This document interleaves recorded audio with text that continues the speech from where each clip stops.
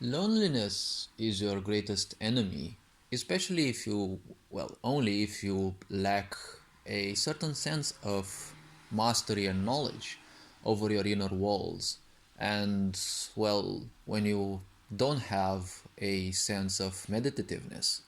Because, see, misery, as I've always been presenting it, is the only pandemic nowadays. Misery is the only virus, let's say, and like the only feature that a virus has, it cannot sustain itself other than by having a host, and it cannot spread itself other than through a host. So when you're feeling miserable, what is the first impulse that you have? That is to separate yourself from everyone else. It's the same thing that narcissists also do, because ultimately they are the epitome of misery. They want you to be separated from everyone so that no one can help you. If you don't have patience, if you're ignorant by design, see, there is a problem because you will seek distractions. If you are away from all the people because you will want to be alone when you feel depressed and when you feel, uh, you know, pained and the such, you will feel that you want to be away from others so that you don't hurt others and especially others don't hurt you. But if you're away from the other people, well, there is one simple point. You'll also be away from their distractions. See, your friends can either be an impediment, right, a distraction from your success, or can support you in your success. But you can't be 24/7 successful and you can't be spiritual 24/7. You need to have a balance in between, spending some time with your friends, even if that means distracting yourself from other things, as well as, being somewhat more or less spiritual, because these can't be done 24/7. You need some sleep, you need some time for yourself, you need different activities done. If you do the same thing again and again, well, the problem is you're gonna go insane. And that's the only reason why people go insane. See, many people say they are human beings, but they are human doings, because think about what you're saying always before you speak, because words have meaning, but society teaches you to be ignorant and you speak words without understanding what you say. You say you're a human being, but you're not being, you're doing, because you live in a society that wants you a slave. And slaves can't be, right? They are doing slavery, they are not being slavery, because being is a passive state. Slavery is an active state. See, in a sick society, its purpose is not only to make you a slave, but also make you embrace your slavery and engage in it, right? Just like religions do.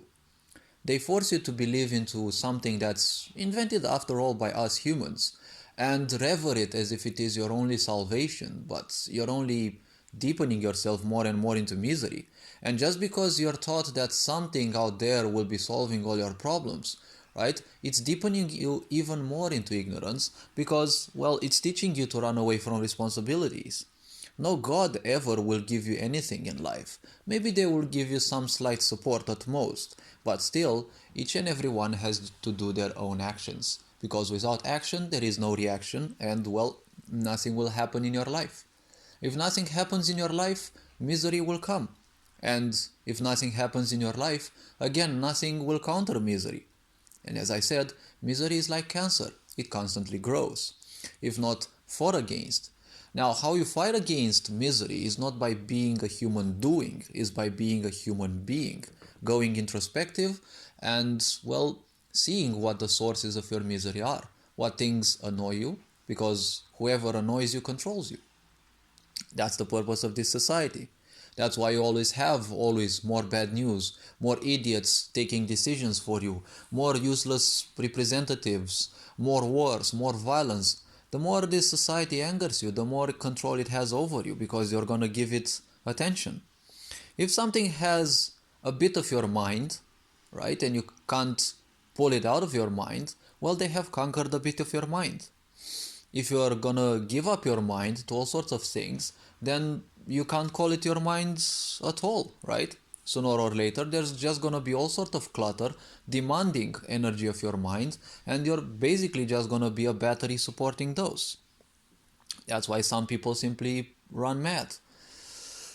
Now, the purpose of this video is, well, it doesn't necessarily have one, but see, when you feel that you want to be alone, just go inside, because not inside a house necessarily, but just look inward and see what are the sources of your annoyance. Because if you want to be alone and you run away from people, see, people can cure your problems if you look for the right people, and people can create more problems, and you don't need to look for those necessarily, but you know, people can help you and people can destroy you.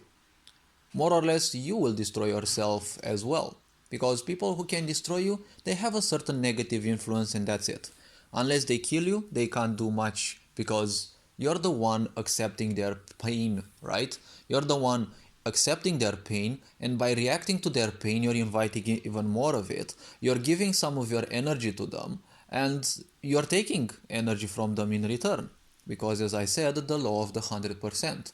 Whatever comes out, also something comes back in, right? There is always a more or less perfect exchange, let's say. But the point is, at first it may sound as if you're not affected much by some people's misery, because at first their energy may not be overwhelming you, but it also takes its own time, because energy isn't just like the mind. The mind is volatile. It always changes, it always vibrates. You switch from one idea to another, etc. But with emotions, they're always gonna stay, right? They're always gonna stay for a long time. When you feel alone, the problem is if you run from people, no one's gonna be there to distract you, right? And when there's no one to distract you, you have to do it yourself. And well, if you do it yourself, other people's distractions can be more diverse.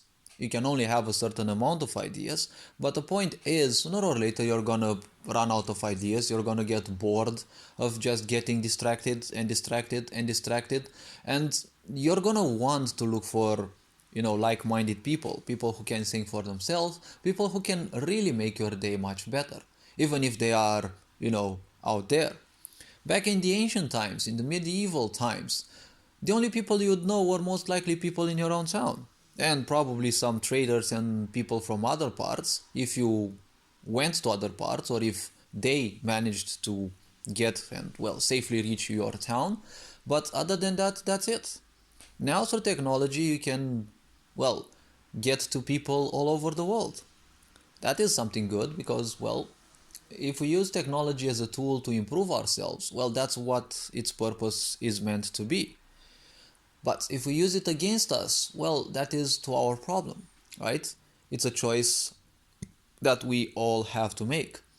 Now, the point is, again, loneliness is your enemy, because, well, at the same time, it is your guide, because it is an enemy when you're an ignorant, because it cannot create more misery if you are with your friends, if you are with people, if you are working for yourself, if you are having a hobby, if you are doing things that actually recharge you. See, that's why many people go insane, because they are human doings. They are not being miserable, they are doing misery. Because if you are misery, well, that would be a state, right?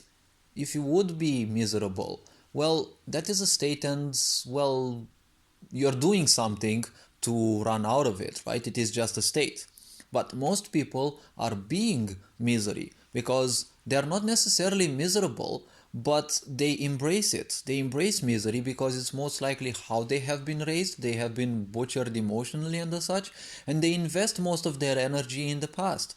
What that one said, what happened to them, why someone reacted like that, why they aren't being given the attention they feel they must get, and all sorts of, psychological traumas that they actively invest in. The moment they wake up, that's the first thing they do, right? The moment they wake up, they just start doing distractions over distractions. That's gonna waste your life more or less, and at the same time, it's promoting your own misery. You're investing your own energy into that. So, well, this video is gonna wrap around here. Hopefully this video was introspective enough. And, well, you are appreciated. Hope to find you in the next videos. And, well, take care. Feel free to watch some of the other content that I have created. Take care. And, well, all this being said, Ferenc on board signing out.